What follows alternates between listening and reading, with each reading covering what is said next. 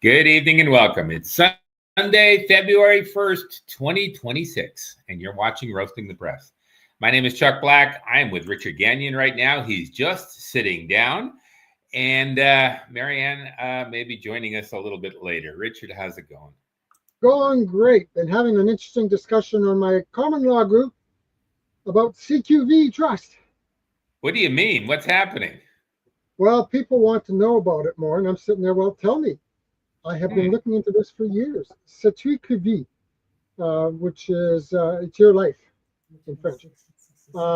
Anyways, it's a trust fund that supposedly exists for every man, woman, and child in the world that has got money in it for you.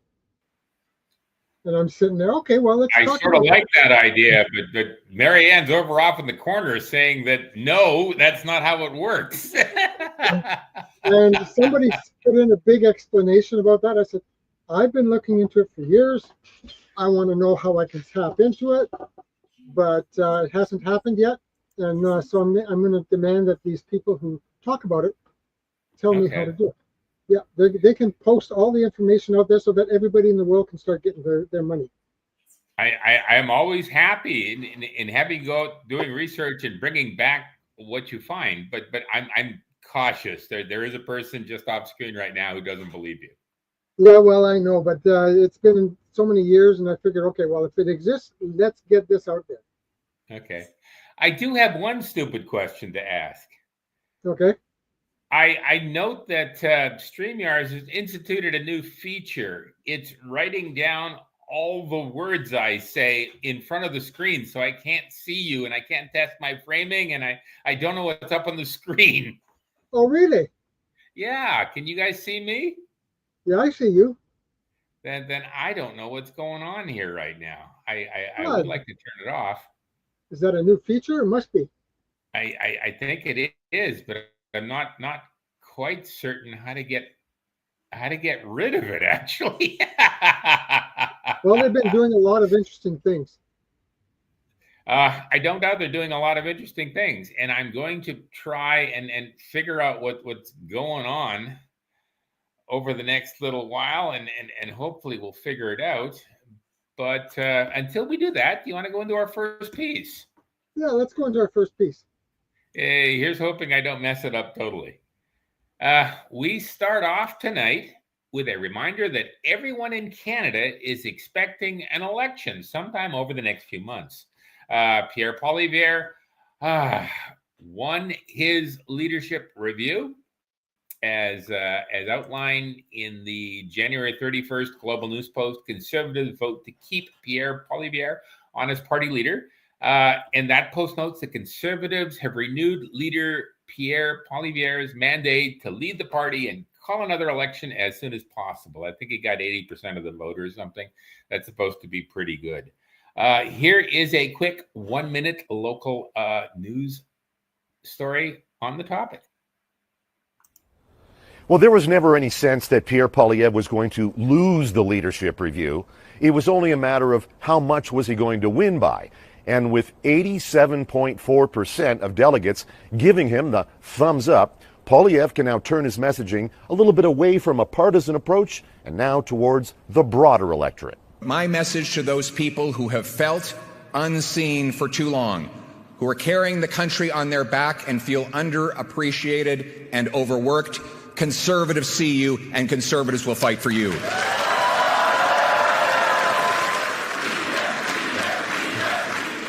Under Poilievre, the party has set one fundraising record after another 3 years in a row.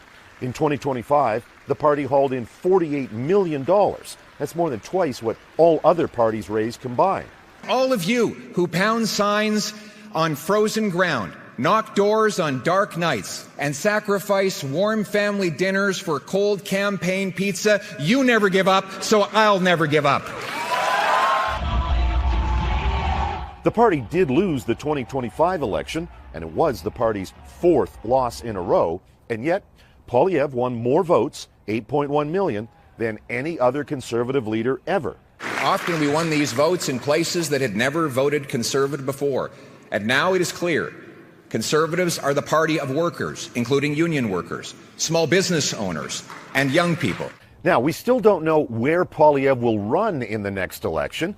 That will come in the weeks ahead. But for now, Pierre Poilievre joins Stephen Harper as the only other Conservative leader to lose their first election, but be given a second chance to try to become Canada's Prime Minister. David Akin, Global News, Calgary. Now, this is propaganda, right, Richard?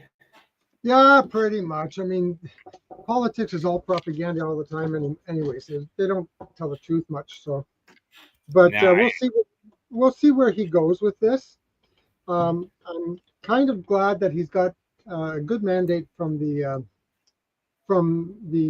people of the members of the party, that he's got a good representation. So that's a good thing. There's no vote splitting or anything else that took place. Yeah. So anyways, I think we'll be okay as far as in the future goes. If he decides, or if he can become a good leader, or something that will be representative of the people of Canada, if he can get those people, get the rest of the country to go with him, I think he'll do quite well. The thing is, though, is that we have a very powerful Liberal government there that is really messing things up. So that's the thing that I'm kind of concerned about. Those Liberals, they've got a pretty powerful machine because they've got the WEF behind them. So they're, as far as owning the election goes, they're going to be selected. They won't be elected, but they'll be selected again. I agree. And I want to bring up something that I feel is important. Carney is favored by the European Union. And as an example of this, I point out the last election, the April 18th, 2025 Guardian Post, dramatic rise in fake political content on social media as Canada prepares to vote. This is just before the last election where Carney rose to power.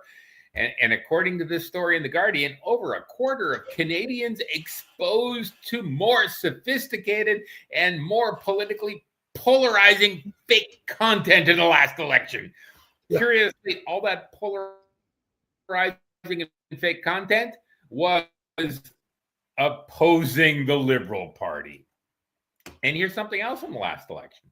The April 29th, 2025 France 24 English on YouTube post under the title, Surge in Fake Political Content on X, attacking Mark Carney ahead of the Canadian election. Here's that story. Changing gears now. Time for Truth or Fake. Vedika Bahel is over on the... over by the big board, as I like to say.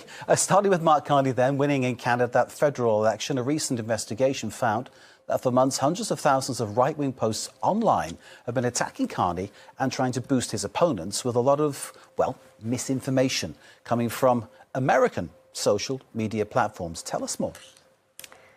That's right, Mark. This is the first national vote in which Canadian news outlets were banned from being shared on Meta platforms, in other words, Instagram and Facebook. But despite that ban, Canadians have been blasted with fake and misleading political contents on social media. Now, the Financial Times did an analytical deep dive of over 350,000 accounts on X, and that's since March when the snap election was announced. But it found a network of coordinated accounts attacking the Liberals' Mark Carney and boosting positive content of his Conservative opponent, Pierre Poilievre. Now, it also found that overall, and this is on X specifically, that sentiment about Mark Carney was far more negative in the run-up to the election than his Conservative opponent. Now, I want to circle back to X quickly because it is public knowledge that the CEO of X, Elon Musk, he's publicly voiced many times his preference for right-wing political parties and political leaders. And in the run-up to this election, he has complimented several times on his platform the Conservative candidate, Pierre Poilievre. He has also publicly endorsed him as well for Canada's next Prime Minister. And with his loose, shall we say, moderation and loose restrictions of X, that means that misleading and often AI-generated content can and does continue to thrive there. But this report, this probe by the FT, it also found that an increasing volume of misinformation about this election stems from the United States, and this includes podcasters, influencers. See, it's not coming from the EU. It's coming from the United States, according to the EU. No, of course. I would say it's also coming from the Canadian government. According to the Canadian government, the March 6, 2025 Canadian government post, let me see if I can pull it out. It's under the title of, there we go, Cyber Threats to Canada's Democratic Process, 2025 update. According to that post on the Canadian government website, foreign actors like China, Russia, Iran, and the United States are likely to deploy AI to fabricate scandals, alter speeches, or create pornographic content, disproportionately affecting women and 2 SLGBTQI figures and Liberal Party candidates. Now, Canadian academics are even supporting these conclusions. This is a 2025 McGill University paper under the title Deepfakes in the 2025 Canadian Election, Prevalence, Partisanship, and Platform Dynamics. Says that in the 2025 election, according to this paper, 6% of election-related images on social media platforms were deep fakes. And they were all anti-liberals, and the Conservative Party always benefited from them, according to the Canadian government. To be fair, the paper explicitly said these deepfakes were often shared by right-leaning accounts for what the paper called defamatory purposes. Now, I'm going to finish off this piece with the February 1st, 2026 Democracy Watch post. And that's under the title of Surveys Showing Large Majority of Canadians Want Laws Enacted Requiring Honesty in Politics to Stop Disinformation, Misinformation, and AI Deepfakes from Undermining Elections and Other Political Processes. All the quotes here from the Canadian government. Which leads us to this question. Who decides what's legitimate or not? Who decides what's political commentary or not? I would argue that the Canadian government isn't a fair arbitrator. Well, maybe you and I, but not the Canadian government. Look at what they did, invoking the Emergency Act. People with bouncy castles and peaceful protest in 2022. Even the courts have ruled against them in that case. But where do we go from here? The government is pushing out propaganda. The EU is pushing out propaganda. I think it's fair to say even the Americans are pushing out propaganda. But where does that leave Canadians? In the propaganda bucket. Yeah, we're hearing crap from everybody. Even you and I are spewing our opinions out. Yep. People just have to start to do their own research and don't believe everything you hear and see. And same thing from us. We don't encourage people to believe us, but of course, if we're presenting stories that are videos, you can take those for whatever you feel is right. And of course, a lot of that stuff now you got to question: is that AI creating that video? Yeah, they question AI. I noticed there was an AI deepfake of Mark Carney selling property that came out about 4 months ago. He insisted he didn't do it, and I sort of agree with him on this point. Yeah. They really have a lot of stuff in there to keep people confused. Yes. And of course, if you're talking with people on the street or whatever, you'll have to question them if they're saying something that you have to say, well, where's that story? I've never heard that story before. Absolutely. Yeah. Question everybody. Question everybody. And I should be questioning where I get my stuff from. You should be questioning whether you get your stuff from. Peer review is always essential to find out what's really going on. Yep. All my stuff but I find it. All my You stuff go. is for people who create their stories. Mm-hmm. That's their stories. All right. They're not mine. They're theirs. And I want to make sure that Yes. their stories get out. But you have to make the judgment call. Is that story accurate or not? I agree. We live in a strange universe right Oh, yeah. now. And I would argue that the government and the EU, and sometimes even the Americans and the Chinese and the Russians are all, and maybe the Somali as well. Yeah. I would suggest everybody wants to keep us confused. I don't know if that's a good thing, but that is what's going on. Well, keep You want to go on to our everybody in a next piece? I'll just make this comment. Keep everybody in a state of utter confusion. That way they'll never know what's going on. I agree with that 100%. Let's go on to our next piece. Sure. Let me pull it up. I'll have you know that I fixed the words over top of the screen. I figured out a button that turns everything off. Oh, good. So I will try not to be so confusing for the last little while. I thought that was maybe propaganda from the EU. Anyway, here is our next piece. It's focusing primarily on the Canadian government, and the Canadian government, like other governments before it, isn't just suggesting that anyone opposing government policies and processes are an evil AI bot or a disinformation propagandist. I would argue that, as outlined in the January 25th, 2026 National Review post under the title, Canadian Media Outlets Help Whip Up U.S. Invasion Fears, the Carney Liberals are using the government-funded legacy media to do things like, I don't know, create lurid fantasies, repeatedly floating the possibility that the U.S. might invade the Great White North at virtually any moment.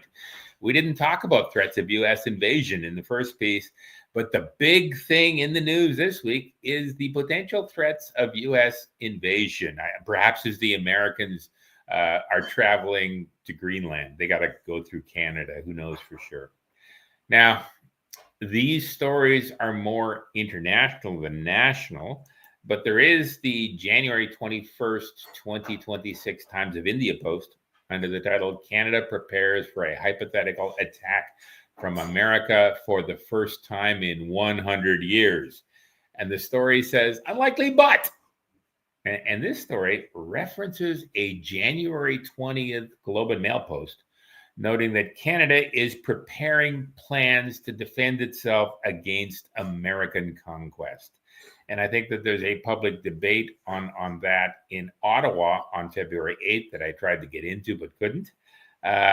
So this is something very common. I'd also suggest that there's the January 14th, 2026 Global News post under the title, Nearly a third of Canadians believe U.S. may try to invade Canada, according to the poll.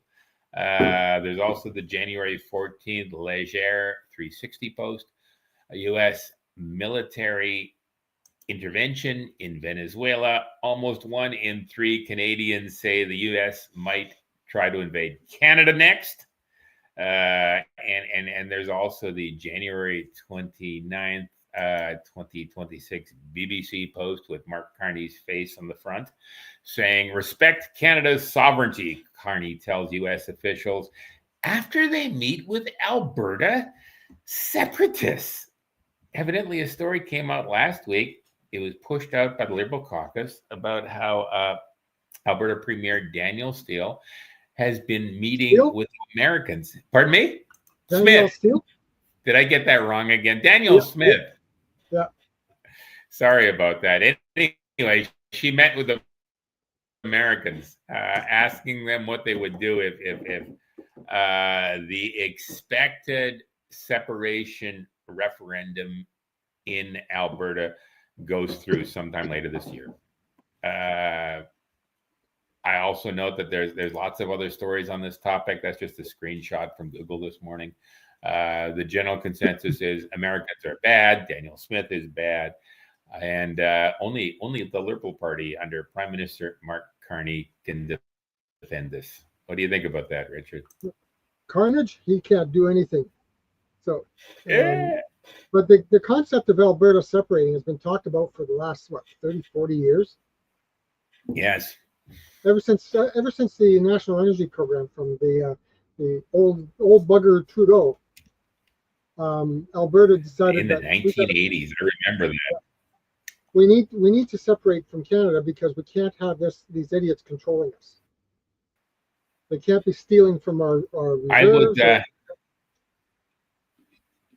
Go ahead.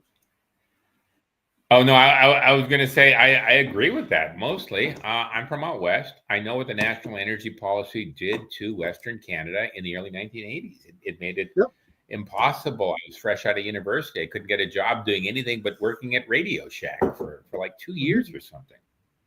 Yep. I found that to be quite scary. Yeah, and of course, Turdhead, the big senior, Turdhead Senior, Yes. he thought he was doing something good, but Yes. it turns out it was all bad. So, anyways, we're going to see the Alberta separatist thing really ramp itself up.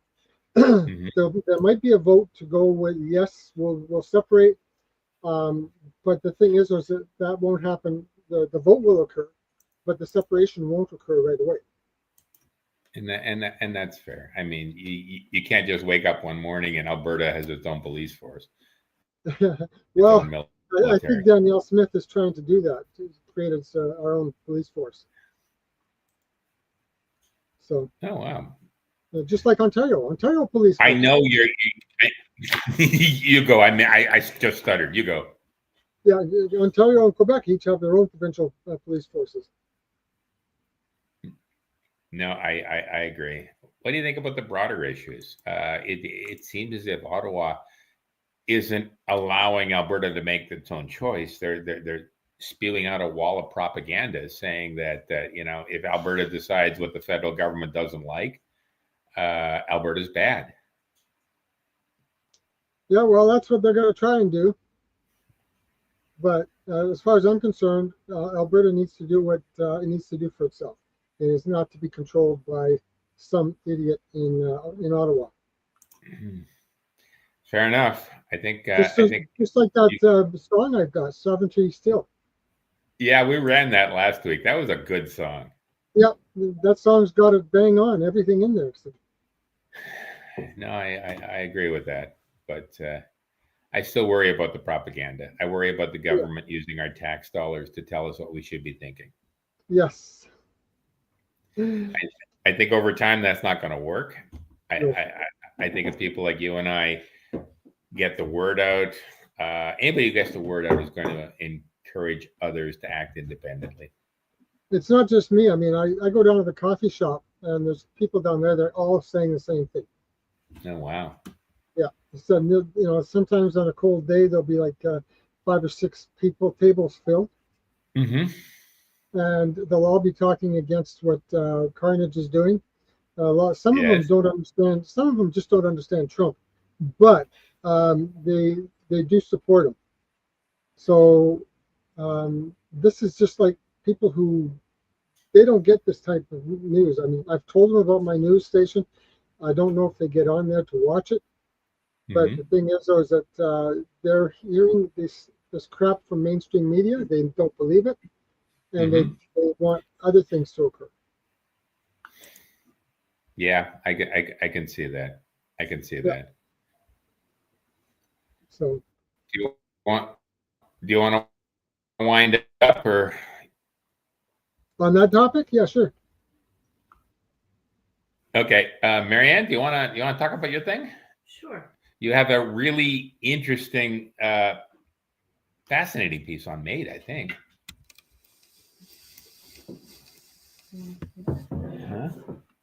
Okay. Well, I'm dovetailing on the interview that Chuck did with John Carpe. and I'm dovetailing on the concern about the medically assisted in dying, the MAID that's offered in Canada. One thing worse than looking at it being offered to the different categories of, I think it's elderly, terminally ill, mentally ill, and infants with defective. Guaranteeing the last two, that's not the people's choice. Somebody else is going to make it for you. Very dangerous stuff. One step more concerning is, what if there was an opening for people who weren't in those categories, that you could walk in and I just want to take the demise pill. Mm-hmm. And you didn't have even the government regulatory. Not that that's much, but at least it's regulated in some aspects. So if you didn't have the government regulatory, and if you also had an organization that was trying to advocate and persuade you to take the MAID program when you weren't in any of those categories, just take it. So I went and I found an interesting organization called Dying in Dignity. And I don't know if you're able to pull that up. I thought I was able to pull it up. There it goes. Dying in Dignity. So I started doing some research down the rabbit hole on dying in dignity. I thought about, what's a nice catchy phrase? Okay. So going into it, what's very interesting about this organization, and very, very ominous and disturbing, is that it promotes killing people, because that's what's happening, the death of people. Take your life. It promotes this suicide in cases where you are not in the obvious categories. You're not terminally ill. You don't have a mental illness. You just want to take the demise pill to take your life. So it claims, this site claims that it's a human right to kill yourself. And it even has, I believe, its own medical practitioners there. So I started looking into this and thinking, this is really disturbing. So then I did some research in the background. Who would be on the board of directors to promote this stuff? Who's gaining? And what is this organization? So the next thing I went and found out is it's under the caption of a charity. Well, lots of foundations and charities, but you would think with such a kind organization, there wouldn't be such a huge budget, but indeed there's a huge conglomerate, and it's got a syndicate of several, and I put together at least 12 different affiliates. It's all coming down like a spider web. So I went in and I looked in the board of directors, and I found the name of one of them, which was the treasurer. And his name was interesting because this gentleman, Ryan Webster, you would expect for such an organization that they might be a social worker, to try to, if the psychologist, even a doctor. You would just wonder in such an organization, but no, he is a chartered accountant. This guy's in finance. So what are people in finance? And another director or on the board was a lawyer. What do these financial tycoons have of interest in this organization? So then I followed Webster. And if we're able to pull up, Webster is the vice president of Baycrest, which is affiliated with the, are we able to pull that up? Yeah, the Rotman. Okay, so he is affiliated with some stuff, which is all on brain dementia, not research, but fixing. Research and fixing. How do you do that? Sounds really nice. So there he is, Ryan Webster. So I just decided I'd follow this guy because he's the treasurer. So I went down to figure out in his bio. And if we're able to, so he is the vice president. If you're able to go down. That's not showing up on the screen. You told me I didn't have to. No. If you just for me to look at it. Just okay. Okay, so he is, here we go, his bio. He's the treasurer on the board of directors. What is this guy doing? So he's an experienced finance and healthcare leader with expertise in hospital, long-term care, community care, research, and innovative settings. Interesting, research and innovative settings. Again, he is a finance money guy. Ryan currently holds 2 roles within Baycrest, a global leader in aging and brain health with over 100 years of excellence in care and research. She is vice president of the Baycrest Academy for Research and Education, home to the Rotman Research Institute and the world's most acclaimed research centers for the study of human brain function, and the Center for Education and Knowledge Exchange and Aging.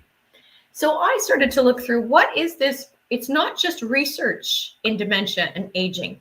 It's actual giving of medications and procedures. So how do they do that? Well, then I started to look into it and find out that there's a huge amount of money in this stuff, because there are a tremendous amount of, there's the donations, which are not donations, they're investments. The investments into it are incredible. So I found large investments into this brain research, brain anti-aging stuff, and a lot and more stuff into it where it is dovetailed with seniors residences. So obviously most of their clientele are people aging who will looking for, give me something, a procedure, a pill that will make my brain function better. So this is essentially what it is. So how do that happen?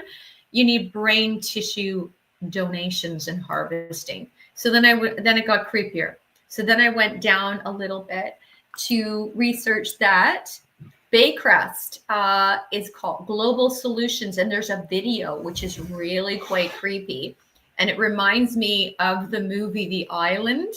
And what you actually see are elder people investing into give me some brain research engineering of other, however you're doing it in your lab. I don't want to know, but just make me better. So I started to look into this, and I looked a little bit further. I don't know if you're play the video. And then we went into I can't. I didn't know the video had to be played. Oh, okay. Well, we went to the Allen Institute, which also is in Seattle, and they are doing brain making pharmaceuticals basically, and research out of brain tissue from humans. How do they get that? So I researched more into that, and some people can donate brain tissue if they're having brain surgery, but I don't think that's really going to give them enough. So then I started thinking, what goes on with a healthy young brain person who is given the MAID program? I can't say any validation. I'm just leaving the question open. What's going on here? Why is there so much money? 9 to 12 different corporates in this syndicate, all making money on and tied to a MAID program for healthy individuals. What do you guys have to say about that? Yeah. Richard, what do you think? First off, my big question is, how do insurance companies pay out if suicide is illegal in their world, and this MAID program is a suicide? How do they make out on it? Do they get it? Do they still have to pay out? Oh, for MAID. Most insurance policies don't cover suicide. They don't. No. Life insurance policies, they all have a suicide clause in them. Yeah. If you suicide yourself, then they won't pay out. You're not eligible. That's interesting. You make that point. Yeah. Okay. So anyways, there's that. But the other thing too that's interesting is recently I've come across some interesting stories about Alzheimer's and dementia. Both of those are because of the lack of cholesterol in the brain. Oh. You need fats. You need fats in the brain. Yeah. And everybody's taking these cholesterol reducing drugs. They don't understand. And if you ask your doctor about cholesterol, your doctor's an idiot on this one. I agree with you there. I'll tell the people the story is that low and high cholesterol is controlled by the liver. When the brain needs more cholesterol, it goes to the liver, and the liver says, okay, here's more cholesterol for you. And then when the brain says, I've got enough cholesterol, then it sends it back into the liver. It stores it there. So if you're using drugs, you're messing up your body's ability to naturally create the cholesterol needed to keep you sane, keep your brain properly functioning. So these are the things that I've discovered. That's why anything that I hear from doctors nowadays, it's all crap, as far as I'm concerned. I don't disagree with you on that. I agree with you on some of the old wives' tales that we were told to avoid fats. Remember, we're all going to get fat if you take fat. Yep. If you take empty calories and lots of sugars, you will get there. But the fats are very well needed for brain development. That's right. Exactly. And I enjoy my butter. I love my butter. First off, butter is good and it's healthy. You go. We go through so much butter, we have to go to different cash registers at Foodland because they'll think we're weird. I don't use that much. I could use more, but Marianne goes I through go a through butter. block of butter every day. I crave it, but it's interesting, Richard, because of the different fats. I don't like lard, like the actual fat from the animals, but butter's coming from actual. It's coming from breast milk from cows, right? So it's a very healthy olive oil and butter. I crave all the time. I don't like the lard stuff. Anything that's just doesn't seem right to me. Yeah. Or natural. If I can add something, what you have discovered, Marianne, is an organization lobbying for MAID, strongly lobbying for MAID, with deep connections to a lot of healthcare organizations and the government. Yes. Good point, because guess where it ties in, Richard and Chuck? It doesn't just go to, you'd think that it's just all these heavy-handed people who want to stay young again. No. Ties right back into your government, And I also wondered this, again, if we get into the conspiracy theory, if there is a desire, as we saw through Deagle, to reduce the population, how are they going to do it? Different ways, and how are they going to get people to do it? Incentivized through money. Just an idea, right? I'm not an activist for Deagle, but I strongly believe in Catherine Austin Fitts, who says that in order for the government to balance the books, people have to die sooner. I also came across in my research, I didn't bring this up on the screen, but it's interesting that all in the same searches, I came across a gentleman who wrote a paper on there's too many people and not enough funds coming from the government and what it's done, right? And so then I tie it into the Sescovy Trust issue, Richard. In my view, because many of us in the last 4 years tried to we didn't have any success. I did the reclaim your securities. I did all the take my birth bond back, all of that. And I think what the consensus from a lot of people was, I don't know, but the consensus was that there's actually not that full. They're lying to us. It should be there, but instead they've stolen it. And so because they've stolen that money, or it's been stolen, it's not even available for pension. And because it's not even available for pension, hence they need to kill off the elder people at certain, and it's not available in resources. That's what some of the people have been opining. And that's fair. That's a variation of what Austin Fitts says. Yep. There's simply not enough money to pay for the pensions for everybody who's getting old, not enough to take care of them in their old age. But Richard is indeed correct. In 1666, there was established a rule or statute law called the Sescovy Trust. And so that was particularly engineered in the 1930s when we were all duped in around 1933 to sign birth certificates that we would have a trust in our name. And fair enough, there is supposed to be a roll-in of money. That's actually all correct. But I think what has been discovered is that was a giant dupe, and they've drained the money that's supposed to be there as a sort of like an insurance, if you will, like a trust bond, trust bond, right? Right, like that. Let me get into this at this point. The government has drained all sources of income except some of the pensions. They're broke to within an inch of their lives, and they're keeping it afloat by, I don't know, fiat currency, fiat silver, fiat gold. What are you doing, Richard? I'm just trying to fix my lid, my coffee lid. We are diatribing here. You're not helpful. I'm listening. I brought the MAID up because John Carpay came in with some very, concerning ideas, which I think we need to look at because they are expanding that program. It's very dangerous. You brought up a couple of articles wherein people were given this against their will. Okay. And you go. I'll give you two categories out of the four. Of course, it's against your will. Number one, if you're a baby with a deformity, guarantee you it's against your will. So that's number one. Number two, mental illness. The way I understand the way it's structured in Canada and certainly Ontario is that it is 2 or 3 psychiatrists that deem you to be mentally ill and incompetent. And here's the part that gets scary. 2 or 3 psychiatrists deeming you as being non-functional in the current system. Not even disabled. Not even disabled, non-functional. Non-functionality can mean a great many fun things, including opposing the current government.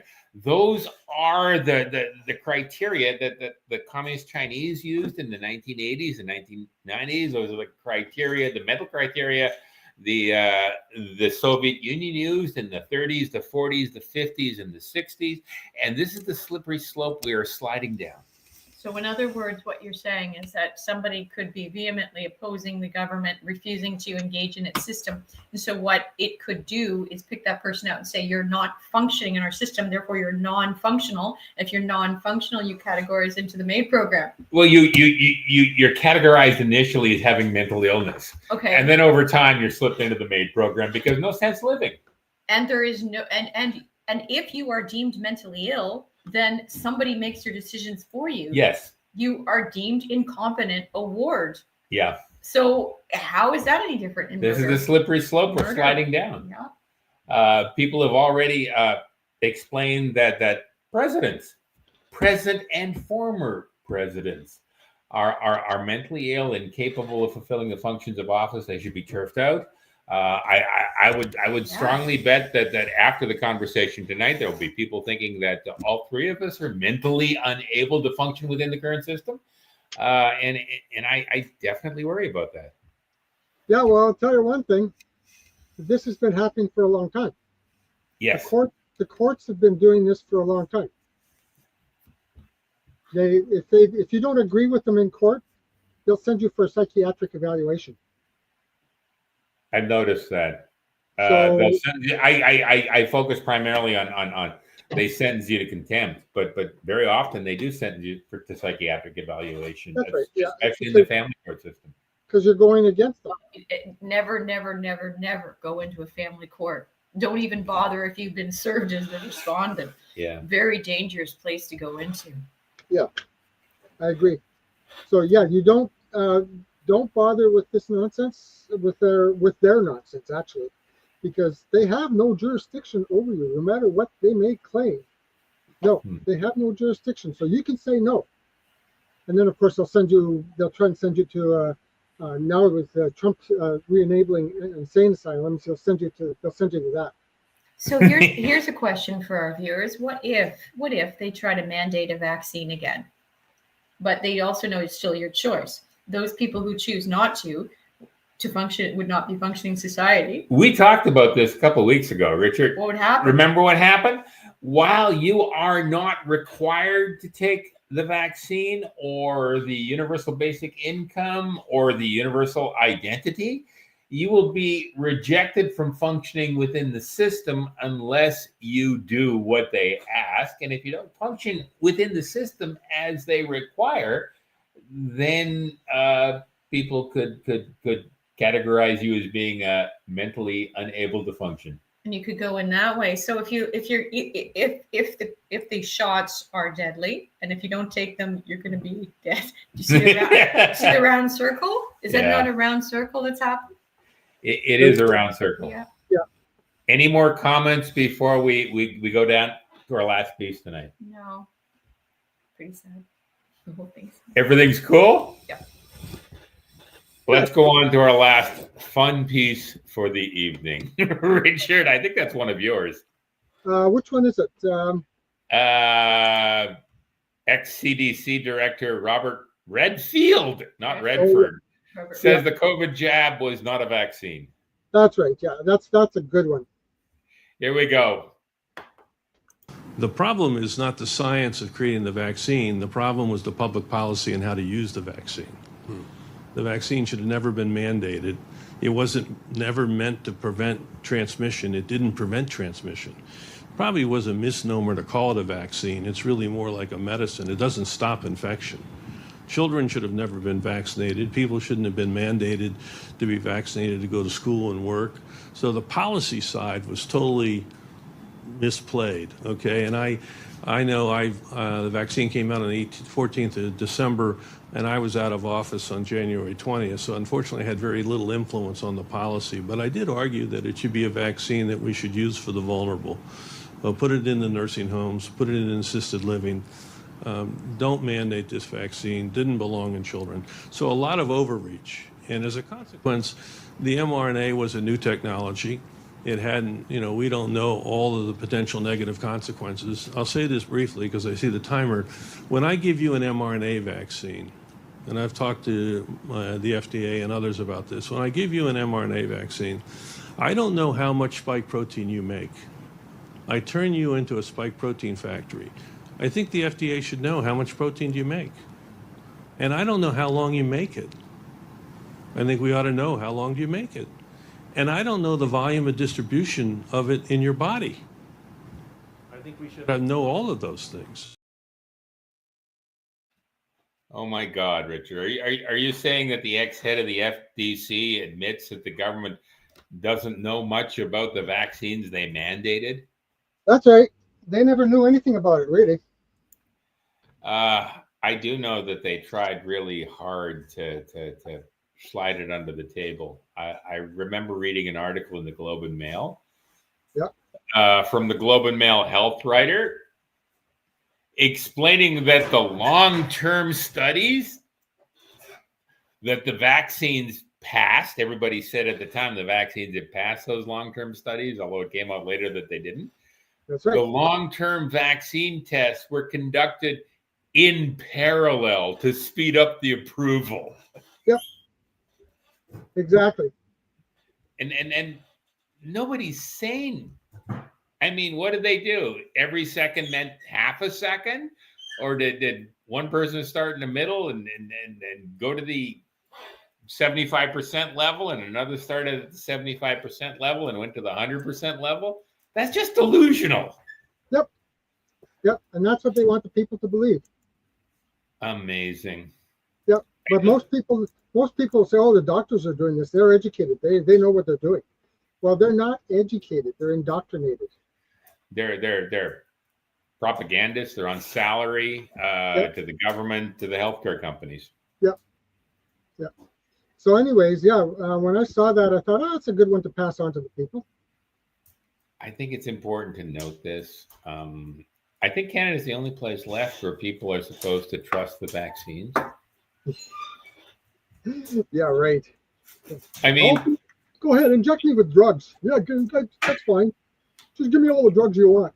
take my drugs. Yeah, there's a war on drugs. There's a war on non-prescribed drugs. Right. Yeah, and these and all these drugs that they're putting, the big pharmas, big harmias are putting out. Yeah. They're poisons. They're just total poisons. People, wake up. They're not doing you any good. They're killing you. And I think it's worth noting that the war on non-prescribed drugs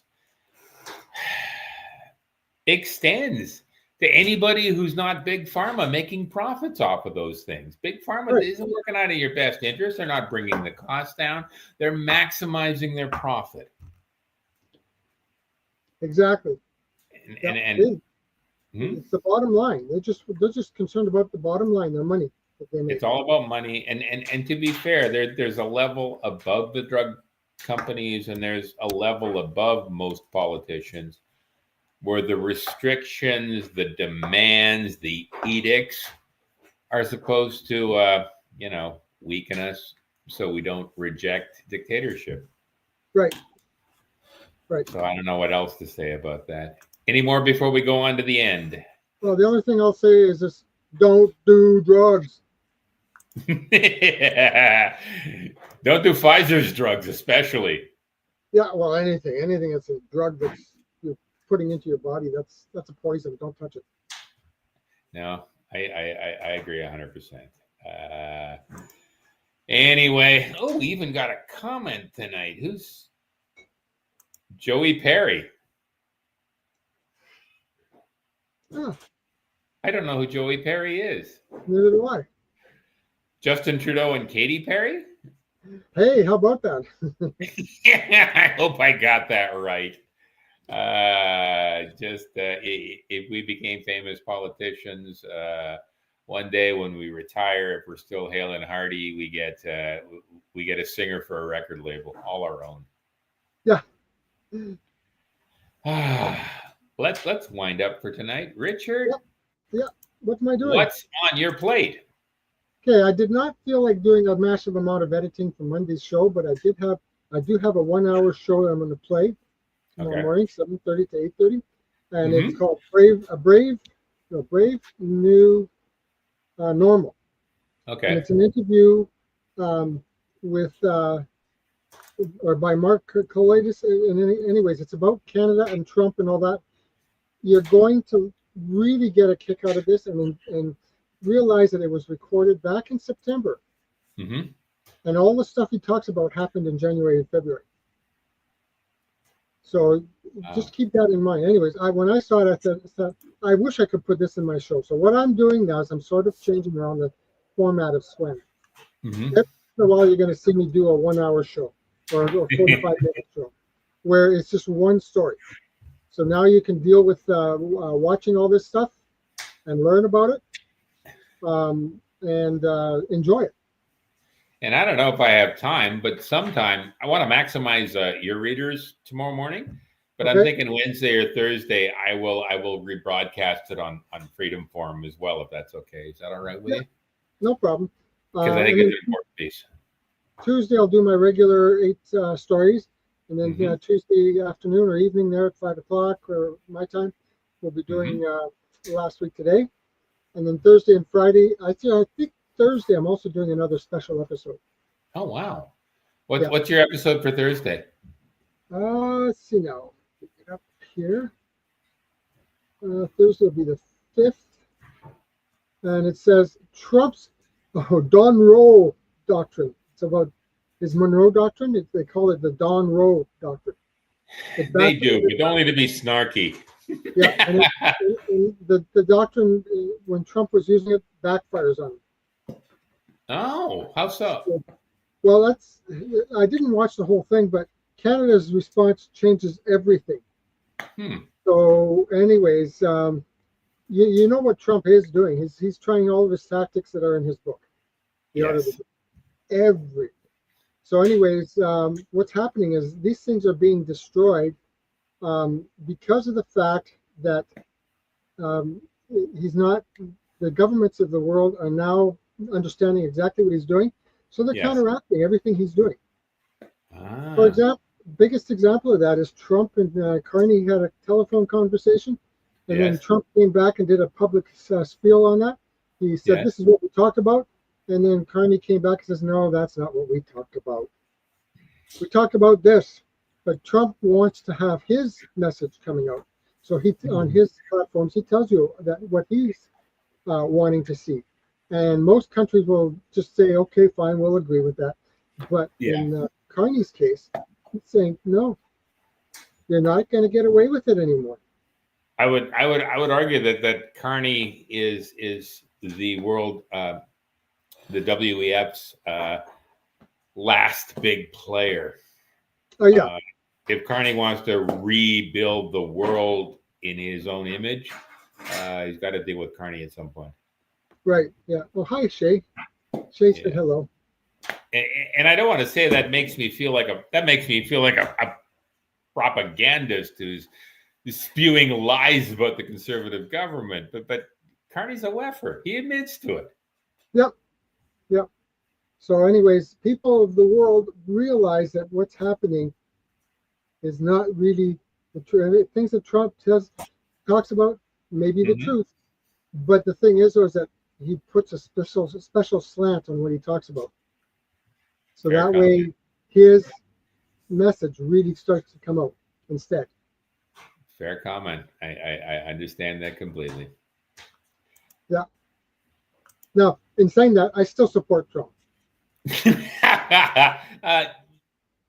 None of us should accept any politician without question. I agree. It's perfectly legitimate to complain about him and to say things and in the final analysis to decide to go with him. I mean, if people like us didn't object to the bad things, we'd never get the good things, no matter who is in charge. Right. Exactly. Yeah. So anyways, that's my spiel. I'll be seeing you on Tuesday. Yes. And then next Sunday, I'll have another news story and Next Tuesday, I'll have another news story for the shows. But be aware that I'll be doing longer shows just by doing one story. You're gonna focus on one story for the longer show. Yeah, and I'm going to let the people who created the stories, who wrote the interview and all that stuff, tell the story completely. I'm not going to interrupt it. And then at the end, I might make a few comments, but that'll be it. That makes a lot of sense. Hello, Sherry. As for Freedom Forum, here we go. We normally record every Sunday night at 5:30 p.m. Eastern Time on a variety of platforms, including the one you are watching. We republish next day with notes on our Substack page at chuckblack.substack.com. And most of our stories slide behind a paywall after a month online. So if you'd like to maintain access, the easiest thing to do is to sign up for one of our monthly subscriptions. $20 Canadian a month, $160 per year. This entitles you to access archive posts, anything over a month old. Plus includes a lot of in-depth stuff not covered in our regular shows. And we also have a Substack app to help you access Freedom Forum stories from your phone and subscriber chat so you can tell us what you really, really want. Now, my name is Chuck Black. I directed this show using StreamYards. Let me see where that link is. There we go. And both Richard and I recommend StreamYards, but only if you sign up using either Richard's or my link. That'll be in the show notes tomorrow. And we get a little bonus out of this at the end of each month to help defray some of our costs. Marianne and Richard both co-hosted, contributed some great stories tonight, particularly the dialogue in the last half of the show about the MAID program. I don't like the MAID program. I think there's a lot of problems with it. I don't see anything good in mandating government help to kill citizens, particularly with some of the extensions that are coming on beginning in 2027. I do believe that's all for tonight. Richard, did I forget anything? No, I'm just looking forward to Tuesday's show where I'm going to be talking about the banking system. Banking system is fun. We need to talk about that, particularly with that massive $40 an ounce drop in silver over the weekend. I think there's some sketchy stuff going on in the background. Oh, yeah, there is. And actually, this is something that I knew was going to happen. It's going to go up, and then it's going to go down. And then it's going to go up, and then it's going to go down. Good night, Richard. You're making me dizzy. I'll see you on Tuesday. Okay.